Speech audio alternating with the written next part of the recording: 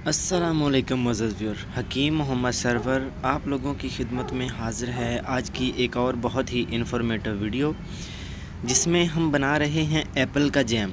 तो मुअज़्ज़ज़ व्यूअर देखें, अल्हम्दुलिल्लाह अल्हम्दुलिल्लाह हमारे पास कितना ज़बरदस्त एप्पल का जैम जो है वो तैयार हो चुका है। आज की वीडियो में डिटेल के साथ आपको बताऊँगा कि ये किस तरह से बनाया जाता है और हमें किन किन चीज़ों की ज़रूरत है।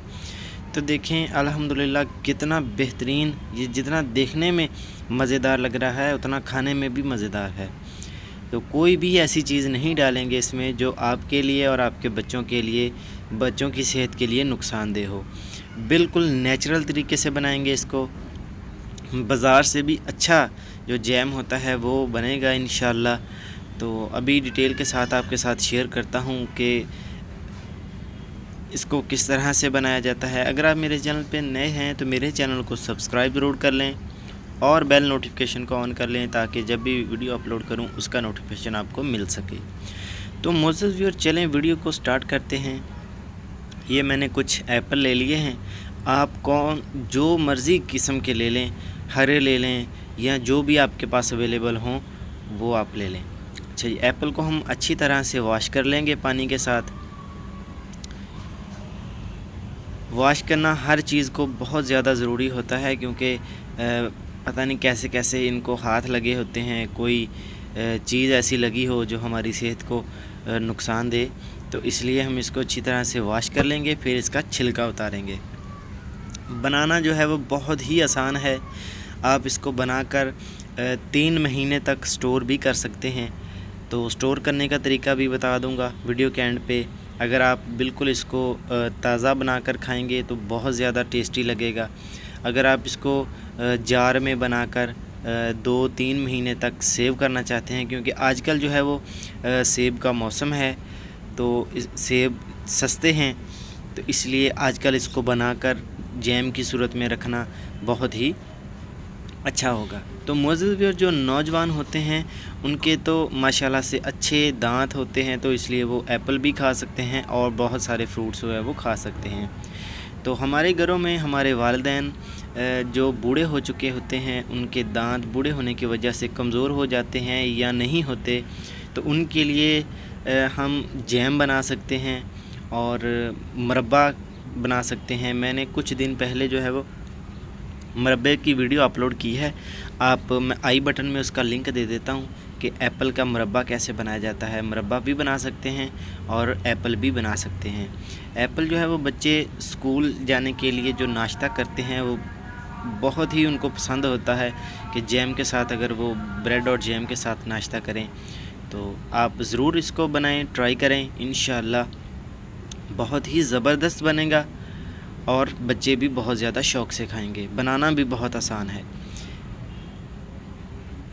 तमाम डिटेल जो है वो मैं आपके साथ शेयर कर रहा हूँ। इसको इस तरह से अच्छी तरह साफ़ कर लें। मैंने छिलका उतार लिया है पहले। छिलका उतार के ये जो सख्त वाला हिस्सा होता है ये उतार दें। अगर हम ये नहीं उतारेंगे तो ये जैम में हमारे नज़र आएगा, जो कि अच्छा नहीं लगेगा। नहीं जी, हमने इस तरीके के साथ अच्छी तरह सेब को साफ़ कर लिया है। मैंने 4 लिए थे। आप जितनी मकदार में बनाना चाहते हैं उतनी मकदार में बना लें। ये जो मैंने सेब लिए हैं वो पहले से माशाल्लाह से बहुत ज़्यादा मीठे हैं, तो मैं इसमें बहुत ज़्यादा जो है वो चीनी नहीं डालूँगा। अगर आप जो सेब लें अगर वो तो मीठे हों तो चीनी की मकदार कम डाल लें। अगर ये थोड़े से फीके हों तो आप थोड़ी सी चीनी की मकदार ज़्यादा डाल लें, या अपने हिसाब के साथ अगर आप ज़्यादा खाना चाहते हैं ज़्यादा डाल लें, कम खाना चाहते हैं तो कम डाल लें, ये कोई मसला नहीं है। इंशाअल्लाह बहुत ही अच्छा बनेगा, बहुत ज़बरदस्त बनेगा। इस तरीके के साथ इसको काट लेते हैं जी सारे को। अभी मैं आपको दिखाता हूँ।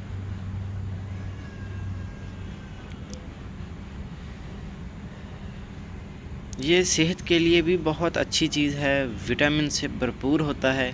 जब हम जैम बना लेंगे तो ये एक तरह से सेब खाने वाली ही बात है, क्योंकि हम कोई भी इसमें जो है वो केमिकल वाली चीज़ या ऐसी चीज़ नहीं डालेंगे जो हमारी सेहत के लिए और हमारे बच्चों की सेहत के लिए नुकसानदेह साबित हो। तो चले जी, एक तरफ मैंने जो है वो पैन को चूल्हे पे चढ़ा दिया है तो साफ़ करके उसमें पानी आपने नहीं डालना अभी। देखें, तो अभी हम इसमें डाल देते हैं अपने जो कटे हुए सेब। कटे हुए सेब डाल के सिर्फ़ और सिर्फ 1 कप पानी का डालेंगे इसमें, ज़्यादा पानी नहीं डालेंगे, बहुत ज़्यादा फिर पतला हो जाएगा बाद में। 1 कप पानी का ऐड करते हैं।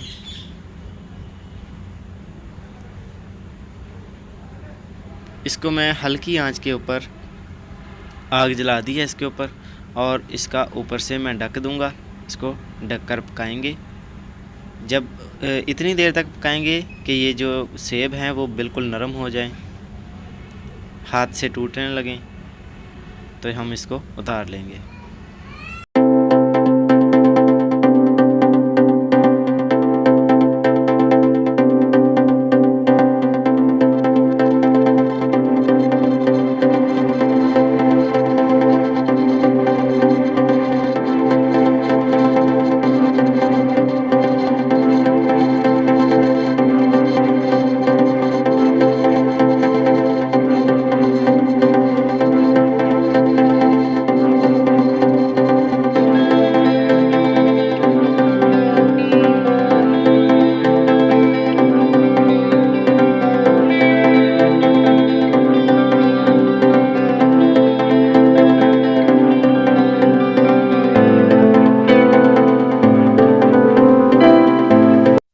लीजिए, हमारा जो एप्पल हमने डाले थे वो बिल्कुल नरम हो चुके हैं। अभी इसको हम ऐसे ही पानी के बगैर जो है वो सिर्फ एप्पल जो हैं वो जूसर में डाल लेंगे।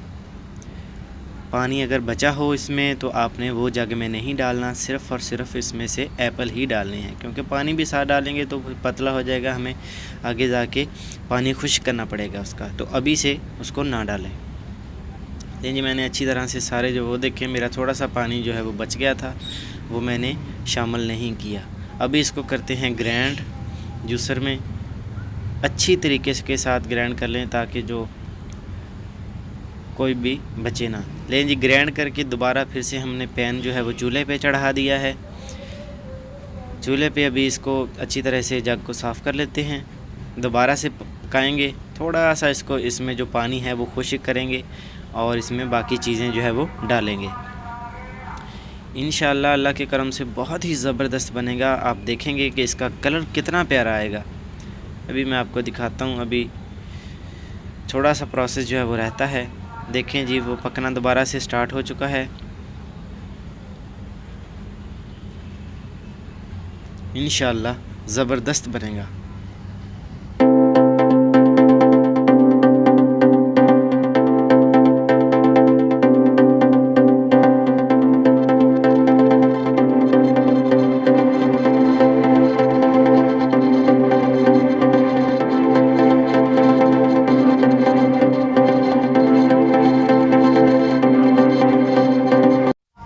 काफ़ी हद तक जो है वो हमारा पानी खुश्क हो चुका है। इसमें अभी आधा कप जो है वो हम चीनी का डालेंगे।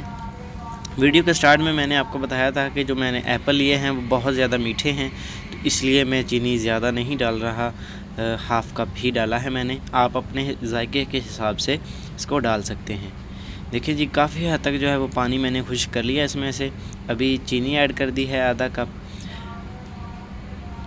इंशाल्लाह वीडियो के एंड पे इसको महफूज़ करने के लिए जो इसमें डालते हैं वो मैं बता दूंगा आपको कि इसको अगर देर तक आपने 2-3 महीने तक यूज़ करना है तो इसमें क्या डाला जाए। ठीक है, अभी आधा कप हमने चीनी का डाल के 1 लेमन डालना है, इसमें लेमन का जूस डालना है। इसको काट कर बीज इसके अलग कर दें और जो 1 लेमन का जूस है वो इसके अंदर निचोड़ दें।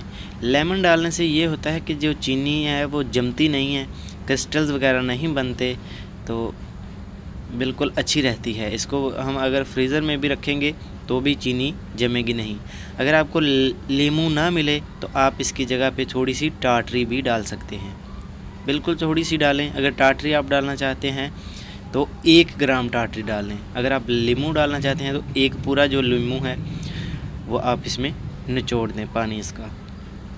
अभी हम इसको अच्छे तरीके के साथ मिक्स करते हैं। देखें जी, जब हमने चीनी डाली है तो फिर भी थोड़ा थोड़ा सा जो पानी है वो इसके अंदर आ चुका है, क्योंकि चीनी मेल्ट हो चुकी है।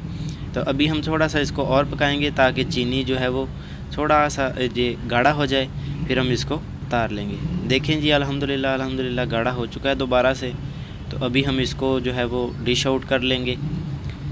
ज़बरदस्त जो है वो जैम बन चुका है। इससे ज़्यादा आप करेंगे तो बहुत ज़्यादा गाढ़ा हो जाएगा, फ्रीज़र में रखने से और भी ज़्यादा ये गाढ़ा हो जाएगा। इसलिए हम इसको थोड़ा सा नरम पतला ही उतारे हैं, क्योंकि ये फ्रीज़र में रखने से बिल्कुल जैसे हम बाज़ार से जो जैम लेकर आते हैं वैसा बन जाएगा इंशाल्लाह।